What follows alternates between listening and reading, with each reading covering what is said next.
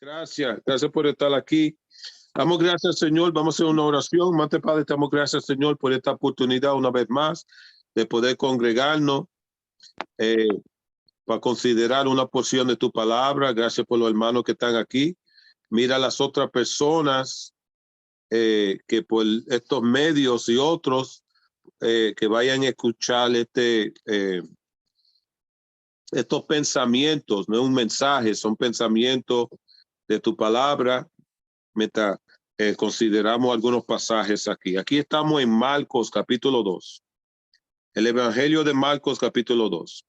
Aquí dice que entró Jesús otra vez en Capernaum después de algunos días y se oyó que estaba en casa.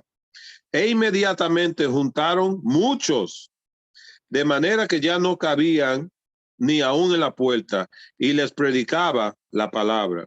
Entonces vinieron a él unos trayendo un paralítico que era cargado por 4. Una cama, vienen 4 cargando a este hombre que está paralítico. Y como no podían acercarse a él a causa de la multitud, descubrieron el techo de donde estaba y hicieron una apertura bajando el lecho en que yacía el paralítico. Ahora, esto es un atrevimiento, esto es causa para una pelea. Tú tienes una casa, te está abriendo el techo donde puede entrar la lluvia y entrar un montón de cosas. Una gente desconocida, aunque fueran conocidas, sería un problema desmantelarte el rufo. Pero esos hombres estaban determinados, habían determinado que no iban a regresar con ese paralítico.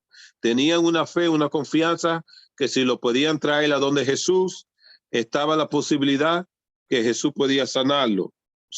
Aunque había mucha gente, había dificultad, estaban determinados a entrar.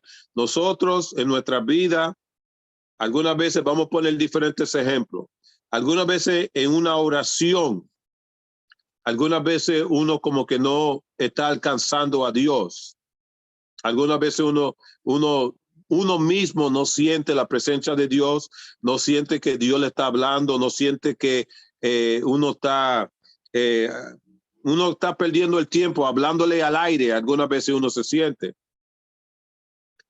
La fe de uno en reconocer, yo estoy aquí en la presencia de Dios, yo no tengo que sentir nada, yo no tengo que ver nada. Yo sé que Dios es Dios de toda la tierra. La Biblia dice que el ojo de Jehová recoge toda la tierra, viendo lo bueno y lo malo. Yo lo creo. Tú ni siquiera tienes que hablar. Dios lee tu pensamiento. Él sabe lo que tú tienes en tu corazón. Eso es una fe que uno tiene que tener.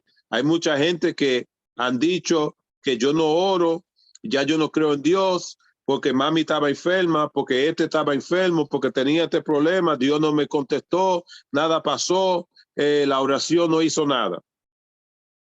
Entonces la persona se echa para atrás y dice, ya yo no voy a orar, no voy a perder tiempo con esto. Eso es mentira. Lo que Dios está buscando es fe. La Biblia habla de que venga a Dios, tiene que creer que Él existe, que Él es real, que Él es quien Él declara que Él es, que es Dios. Aunque tú veas o no veas, eso no tiene nada que ver con la existencia de Dios. ¿Ok? Esta persona tiene una fe, pone acción a su fe. Hay gente que dicen que tiene fe, pero no se mueven del sofá. Yo tengo fe que Dios me va a abrir una puerta, necesito un trabajo. Yo tengo fe que Dios necesita un apartamento, no puede seguir viviendo ahí. Hay mojo en la pared, la tubería está mala, los hijos míos se están enfermando, la renta está muy alta, pero con la fe, pero nunca se mueven. Esta gente tenían fe, pusieron acción, pusieron esfuerzo, trajeron a este paralítico, quién sabe de dónde lo trajeron, ¿ok?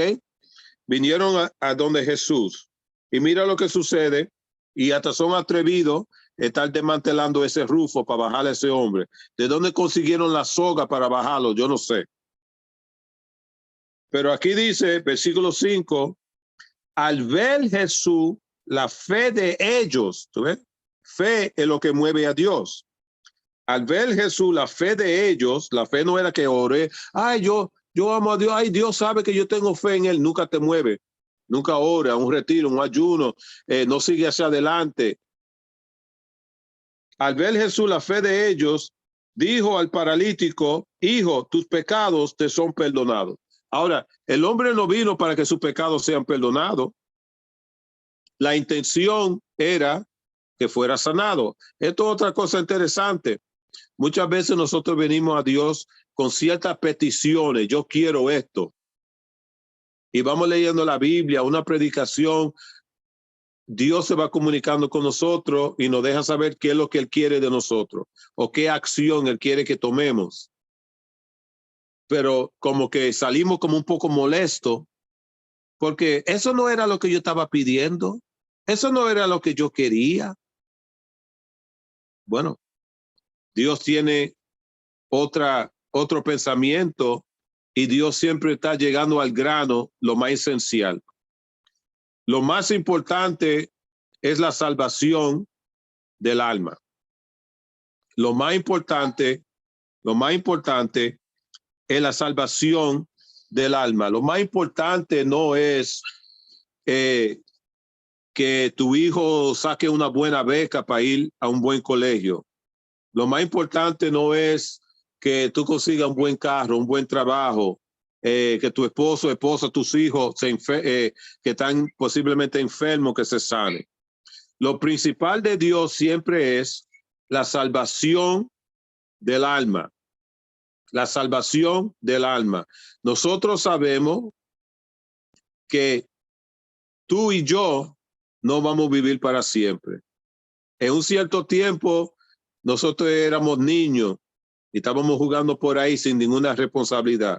Ahora posiblemente somos adultos que estamos casados, tenemos 2 hijos, tenemos responsabilidad, trabajo, compra, hay que hacer esto, hay que pagar esto, hay que hacerle otro. Hemos pasado de una etapa a otra. Tarde o temprano, si Dios no ha venido, vamos a llegar a la otra etapa de vejez y hasta llegar a un punto de enfermedad o de vejez que ya uno mismo no se va a gobernar.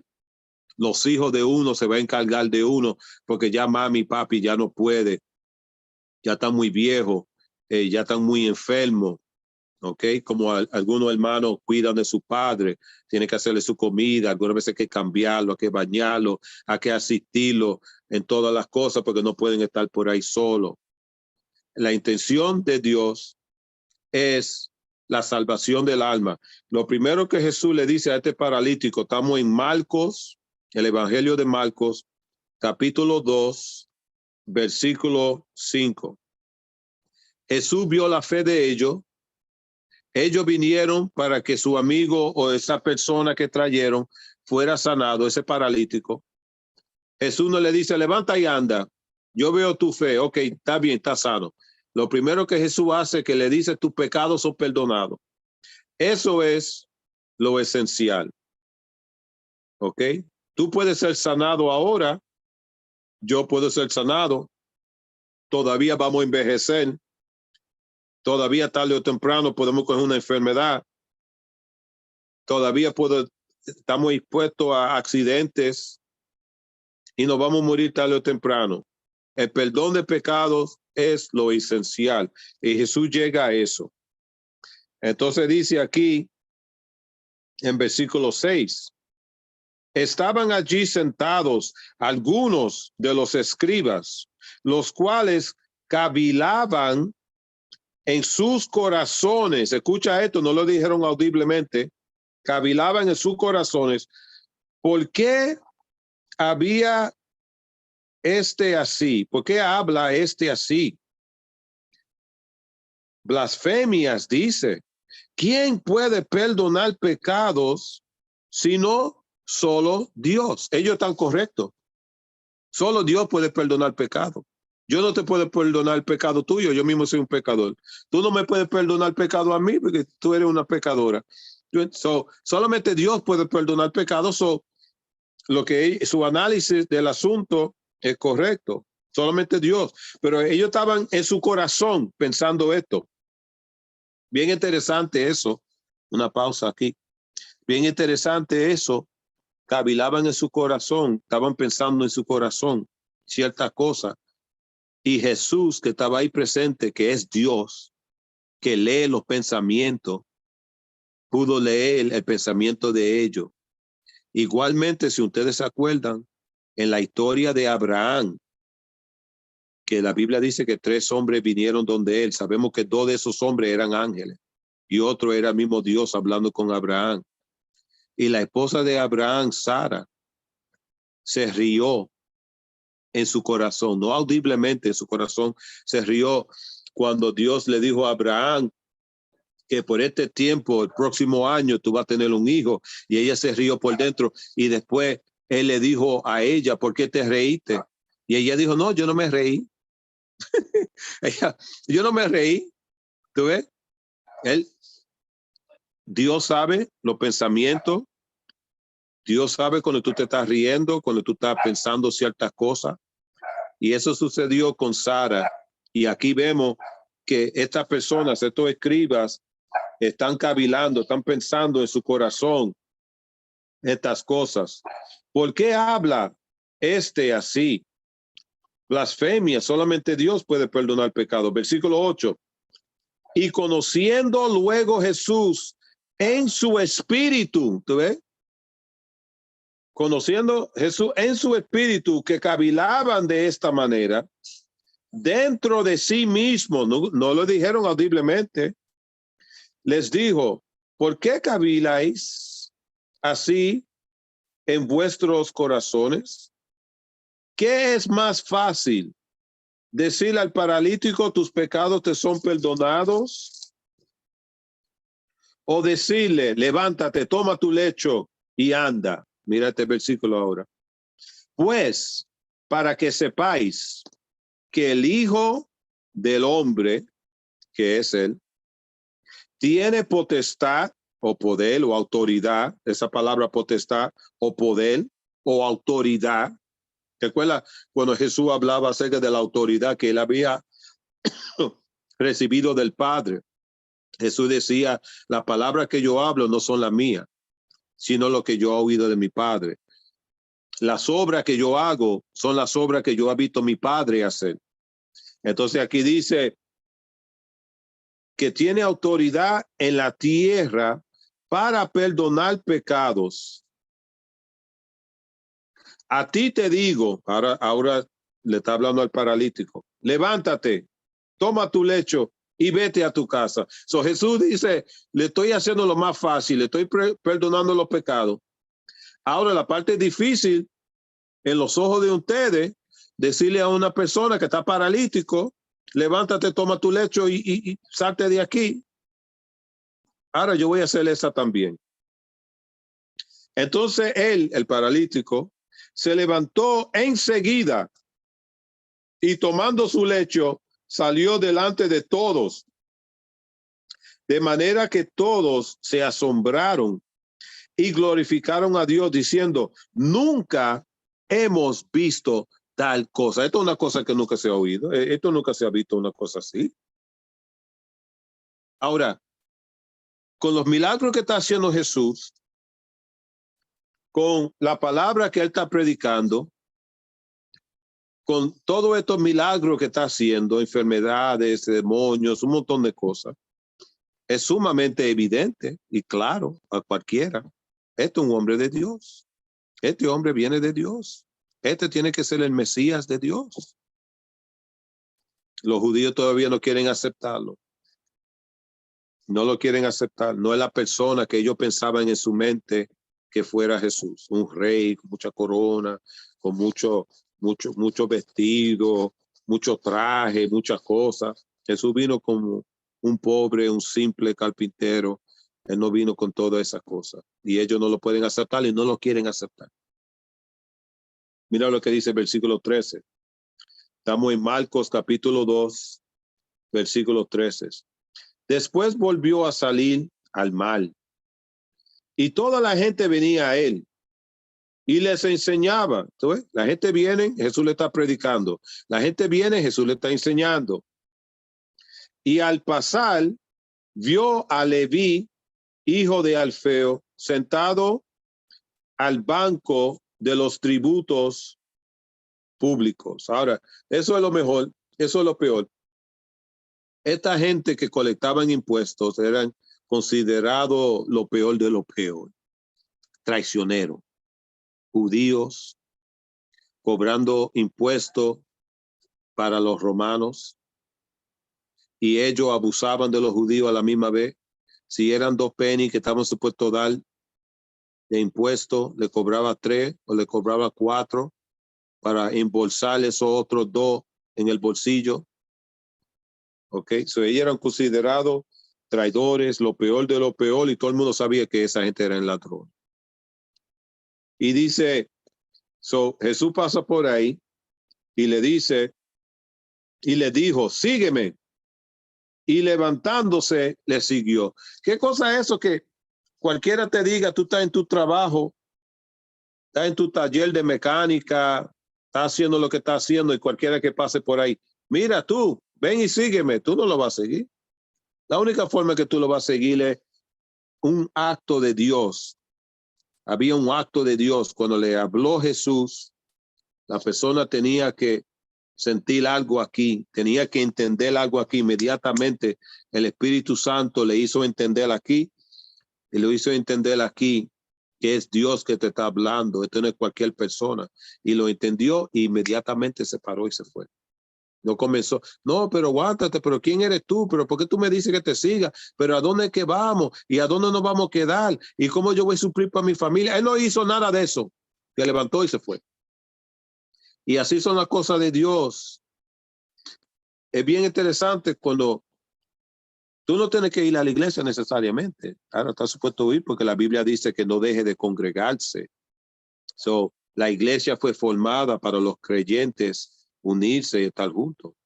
Pero tú puedes estar en tu casa, por ejemplo, no pudiste ir al servicio, maybe está enfermo, está enferma, y estás escuchando un mensaje en el radio, estás leyendo la Biblia, Dios te habla a tu vida. En ese momento tú tienes la oportunidad de aceptar, recibir lo que Dios te está hablando. Tú lo puedes rechazar, tú puedes saber que Dios te está hablando, pero no es conveniente. Y tú dices, hoy no, yo no lo voy a hacer. Jesús se encontró con personas así, que lo llamó, y había otro que dijo, deja que yo entierre a papi. No quiere decir que papi estaba muerto. En otras palabras, vamos a esperar que papi muera para que yo reciba mi herencia. Y después que todo eso se aclare, entonces yo lo voy a considerar para seguirte. Jesús dijo, esa persona no es digno de mí.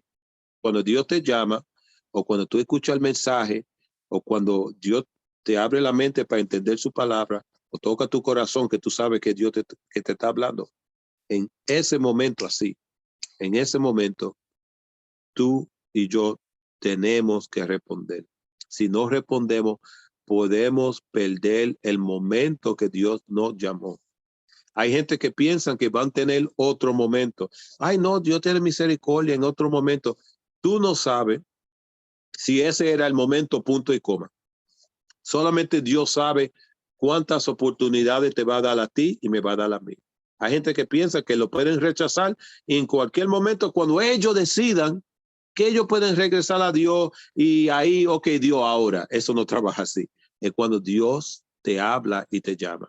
Aquí vemos que Dios lo llamó, inmediatamente se paró. Si ustedes se acuerdan, en el primer capítulo de Marcos, estuvimos leyendo acerca de 2 hermanos, ¿verdad? Eran 2 grupos de hermanos. Tenemos a Pedro, a Simón, Jacobo, y entonces los hijos de Zebedeo. Y cuando Jesús los llamó, dejaron su oficio de pescar, y los hijos de Zebedeo dejaron a su padre con los trabajadores y se fueron inmediatamente. ¿Ok? Ahora, aquí vemos que ahora Leví, este hombre que está despreciado por la gente, era lo peor de lo peor, los publicanos, los que colectaban para los romanos. Y se levantó y se fue. ¿Ok? Entonces dice, versículo 15, aconteció que estando Jesús a la mesa en casa de él. Aquí vemos que Jesús está en la casa de Leví, el que lo llamó, estando en la mesa de él, muchos publicanos, muchos publicanos. Ahorita vemos que había mucha gente, no mencionaba si eran publicanos, si eran carpinteros. Ahora vemos que Leví, dentro de su grupo de gente, invitó un montón de su propia gente. Nosotros estamos despreciados por la gente. Obviamente eran gente que tenían dinero porque le estaban robando a su propia gente. Y aquí Leví viene invitando a otros publicanos y pecadores. Ahí no estaban los buenos, ahí estaban lo que la gente consideraba lo peor. So, estaban los publicanos, estaban los pecadores, estaban también a la mesa juntamente con Jesús y sus discípulos, porque habían muchos que le habían seguido. So, Jesús no solamente tenía en primer lugar 12 discípulos, tenía muchos discípulos, muchos seguidores. Se va enfocando en los 12 que él llamó, pero había muchas otras personas que lo seguían. Y es muy interesante que los publicanos, lo peor de lo peor, y pecadores, y Jesús sentado en la mesa con ellos. No quiere decir que Jesús estaba fumando un tabaco con ellos. No quiere decir que Jesús estaba bailando con ellos. No quiere decir que Jesús estaba tomando romo con ellos. Hay muchos cristianos que están tan elevados que no pueden estar con gente pecadora. Tiene que estar con gente limpia solamente. No puede estar con esa gente. ¿Ves? Jesús se mezclaba con toda la gente. No quiere decir que Jesús se iba a contaminar con ninguno de ellos. Jesús vino a traerle mensaje y esa gente venían a escucharlo. ¿Ves? Muy interesante eso.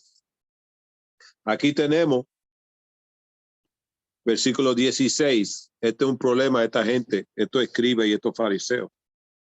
Y los escribas y los fariseos, viéndole comer con los publicanos y con los pecadores. ¿Y cómo ellos sabían que eran pecadores? Porque hay pecados que están escondidos, ¿verdad? Parece que esta gente eran conocidos en el vecindario, cosa obvia. Una vez uno ve una prostituta, ¿cómo tú sabes? Porque en la forma que se viste, la falda, el vestir, se está vendiendo. Hay gente que son tecatos, que tú lo ves de lejos, que son tecatos, ¿verdad? Alcohólicos, que tú lo ves. Hay ciertos pecados que son obvios, que tú lo puedes ver, que la gente tiene ese defecto. Y aquí dice que los fariseos y los escribas, viendo a Jesús con los publicanos y los pecadores, dijeron, mira, no le dicen a Jesús, van por detrás a sus discípulos.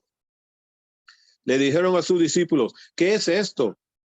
Que él come y bebe con los publicanos y pecadores. ¿Qué es esto? ¿Qué es esto? ¿Qué clase de hombre es este? Este hombre está figurando como un profeta, como un Mesías, y está con pecadores y publicanos. Imposible. ¿Qué es esto?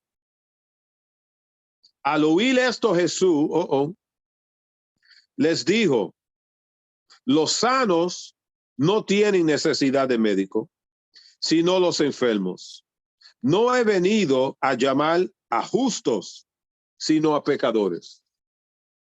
Eso es buena noticia para ti y para mí. Que Jesús no vino a buscar los que están limpios, los que han vivido una vida muy, muy sana, muy decente. Eso es bueno, muy moral. La Biblia dice que Jesús vino a buscar lo que se había perdido. ¿Qué es lo que se había perdido? El hombre. ¿En qué? En su pecado. Y Jesús vino a buscar eso y le damos gracias a Dios que no estamos en la mano de los escribas, los fariseos. Estamos en la mano de Cristo. Aquí versículo 18 y vamos a terminar esto un poquito. Y los discípulos de Juan, ustedes se acuerdan de Juan el Bautista, y los discípulos de Juan y los de los fariseos ayunaban. Son los discípulos de Juan el Bautista, los discípulos de los fariseos, son gente que ayunan, que no comen por ciertas horas, ciertos días, están orando, están leyendo las escrituras. Y vinieron y le dijeron, ¿por qué los discípulos de Juan y los discípulos fariseos ayunan y tus discípulos no ayunan? Ahora, Ángel le está haciendo esta pregunta a Jesús. Dicen, ¿por qué los discípulos tuyos no ayunan? ¿Es algo santo? ¿Es algo limpio? ¿Verdad? ayunar. ¿Por qué los discípulos tuyos están comiendo y dándose unas alteras y esa gente no sacan un día o dos para ayunar? Jesús le dijo, ¿acaso pueden los que están de bodas ayunar mientras está con ellos el esposo? Jesús, el título que usaba más en los evangelios, el Hijo del Hombre. Ahora Jesús, el mismo hablando de sí mismo, dice que Él es el esposo. En otras porciones de la Biblia vemos que Jesús es el novio y la iglesia no es la iglesia evangélica o la bautista o la presbiteriana. La iglesia son los individuos, cada persona que ha puesto su fe en Él, que ha nacido de nuevo, son parte de ese grupo llamado la iglesia. Pero Jesús es el novio de la iglesia. Y la Biblia nos dice que va a llegar un tiempo que el novio se va a casar con la novia. Había un amigo de mi papá, que cantó una canción, a ver si me recuerdo. Unas bodas se preparan en los cielos y el novio, ustedes saben que Jesús es el novio, y el novio dice que ya listo está y la novia se prepara para encontrar a su novio, porque pronto las bodas empezarán y la novia ¿quién es la novia? La iglesia. Y la novia se prepara para encontrar a su novio, porque pronto las bodas empezarán. Y ese novio que se llama Jesucristo, y la iglesia es la novia que él compró. ¿Cómo la compró? Derramó su sangre para comprar a la iglesia. Y la novia se prepara para encontrar a su novio, porque pronto las bodas empezarán. Y la novia se prepara para encontrar a su novio, porque pronto las bodas empezarán. Unas bodas se preparan en los cielos. Y el novio dice que ya listo está. Y la novia somos nosotros. El novio está listo, el novio está preparado. La iglesia es que se está preparando y el Espíritu Santo es que nos está vistiendo, que nos está limpiando, todo está manchado. Afeítate, está un poco balbú, córtate ese pelo, límpiate los oídos bien, recógete bien, ponte una camisa bien planchadita. La iglesia es que se está preparando para poder encontrarse en ese día de boda. Amén. Entonces dice aquí que Jesús le contesta de cómo pueden, ¿acaso pueden los que están de bodas ayunar mientras con ellos está el esposo?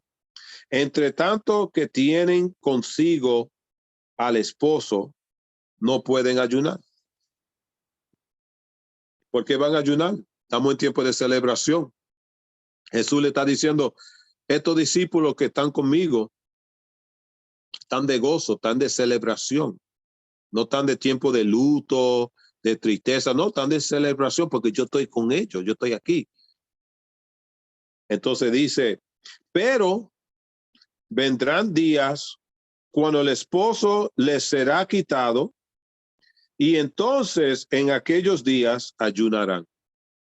Jesús ya estaba prediciendo cuando él fuera de morir, resucitar, ascender al cielo donde está la diestra de Dios Padre. En ese tiempo que hay una separación física, espiritual, estamos unidos a través del mismo Espíritu Santo, pero físicamente Jesús está allá arriba a la diestra de Dios Padre, nosotros estamos aquí. Entonces por eso es que nosotros oramos para limpiarnos y purificarnos, para estar listos para esa boda y encontrarnos con Él. Ya estoy terminando. Nadie pone, ahora mira, ahora a través de eso, ahora Jesús le está trayendo otra enseñanza. Nadie pone remiendo de paño nuevo en vestido viejo.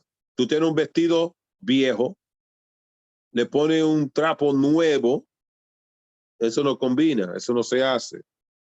De otra manera, el mismo remiendo nuevo tira de lo viejo y se hace peor la ruptura. Y nadie echa vino nuevo en odres viejos. De otra manera, el vino nuevo rompe los odres. Tú no puedes poner algo nuevo dentro de algo viejo. Y el vino se derrama y los odres se pierden, pero el vino nuevo en odres nuevos se ha de echar. Ahora, yo no sé por qué Jesús salió con eso. Están preguntando de ayuno. Y Jesús sale con esto, de poniendo algo nuevo encima de algo viejo. Usó ese ejemplo, ¿verdad? De un material, poniendo esto nuevo en algo viejo, un vino nuevo en odres viejos. Jesús está hablando acerca de lo que Jeremías había profetizado y otra persona, que Dios iba a hacer algo nuevo. Y lo nuevo que Dios hace, Dios no puede poner su Espíritu Santo, su entendimiento en esa mente vieja tuya o la mía, su Espíritu Santo en un cuerpo pecaminoso. Bueno, estamos en cuerpo pecaminoso, pero digo que en lo espiritual Dios tiene que cambiarnos. En otras palabras, tenemos que nacer de nuevo de Dios para poder entender las cosas de Dios. Dios tiene que, no quiero decir renovar, porque sería como haciendo una remienda, sino que Dios tiene que transformar, nacer de nuevo, para poder de su Espíritu Santo en nosotros y nosotros tener la capacidad de entender qué es lo que Dios está haciendo. Déjame leer estos últimos versículos de 23 a 27 y lo dejamos ahí para en la próxima, si Dios nos permite, continuar con capítulo 3. Estamos en versículo 23. Muy interesante todas estas lecciones que Jesús está dando aquí. Aconteció que al pasar él por los sembrados en un día de reposo, sus discípulos andando comenzaron a arrancar espinas. Entonces los fariseos, estos fariseos siempre están detrás de él, ¿oíste? Esa gente siempre están ahí buscando un defecto. Entonces los fariseos le dijeron, mira, ¿por qué hacen esto en el día de reposo? Lo que no es lícito. Ahora, yo no sé cómo un día de reposo, que están supuestos a estar en la sinagoga, que todo el mundo está supuesto a estar tranquilo. Esta gente todavía encuentra en el tiempo de estar siguiendo a Jesús.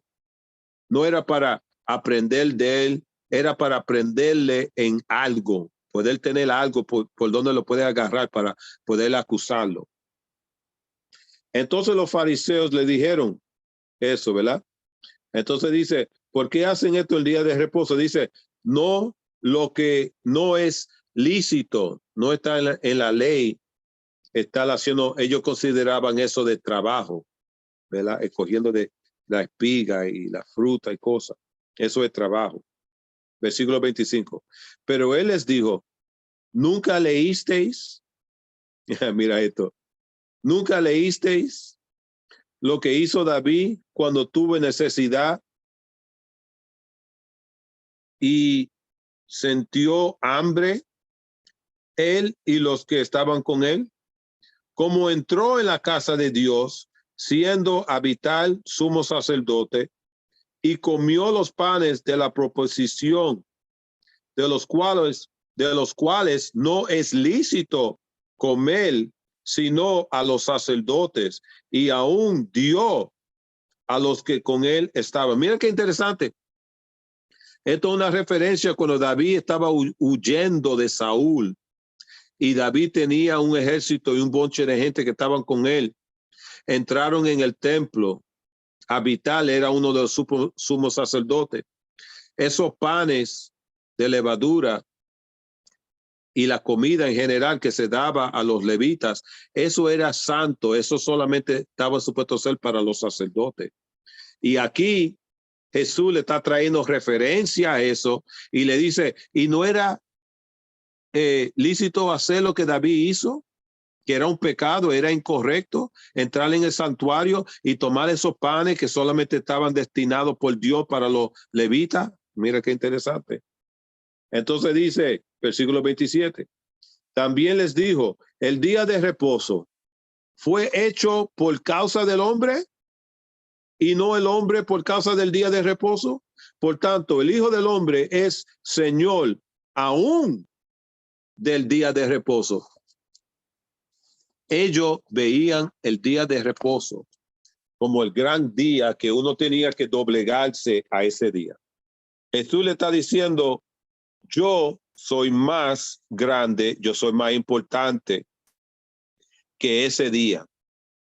Ese día fue creado para un día, para darle a la nación de Israel como un día fijo donde van a adorar y buscar de Dios. Pero uno no está como esclavo a ese día. Hay personas que solamente adoran domingo. Hay gente que dice, no, el día domingo no es, el día sábado, que está bien, adora el sábado, adora el domingo, está bien, no hay problema. Estamos aquí adorando a Dios en este estudio bíblico durante la noche, no tiene que ser un domingo, no tenemos que estar bien vestidos, no tiene que ser un martes, un miércoles, puede ser cualquier día. So, Dios está explicando que muy importante eso, pero Jesús está diciendo que Él es más grande. Jesús está diciendo una cosa asombrosa y alarmante, que Él es más que ese día. Esa gente adoraban ese día, tenían ese día como una cosa tremenda. Y Jesús está diciendo que Él es más que ese día. Eso es algo tremendo que Jesús está diciendo. Ellos seguramente lo consideraban como una blasfemia. ¿Cómo va a decir una cosa así? Lo que estamos viendo en Jesús, que Jesús no tiene toda esa rectitud como tienen estos fariseos. Los fariseos querían mantener a uno en un orden, no ahí, sigue marchando ahí, no te muevas de ahí, no te muevas de ahí, no te muevas de ahí. Lo que Jesús quería es el corazón. Jesús quería hablar con la gente de tú a tú, hablaba con publicanos, hablaba con pecadores de toda clase, trayéndole la palabra.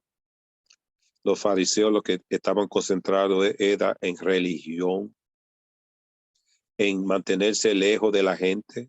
Por eso Jesús dijo que yo vine, los que están sanos no necesitan un médico. Jesús le está dejando saber, yo soy el médico de su alma. Yo estoy aquí con ellos. Esta gente está enferma, los pecadores están enfermos. Cada persona que hace pecado y que es un pecador está enfermo del pecado. Y Jesús vino a enderezar eso. Le damos gracias, Señor, por este corto tiempo que hemos tenido. Damos gracias por los hermanos que pudieron estar con nosotros. Le damos gracias, Señor, por estas palabras directamente de aquí, no nada inventado, sino leyéndolo y explicando un poquito en estas palabras. Damos gracias, Señor, porque Jesús vino a buscar gente enferma. Y yo sé que yo soy enfermo. Yo sé que los que me están escuchando están enfermos en un pecado, en una situación, pero tú viniste para esa persona, para sanarlo, para libertarlo. Damos gracias por esto. Dulce nombre de Cristo. Amén. Dios les bendiga, hermanos.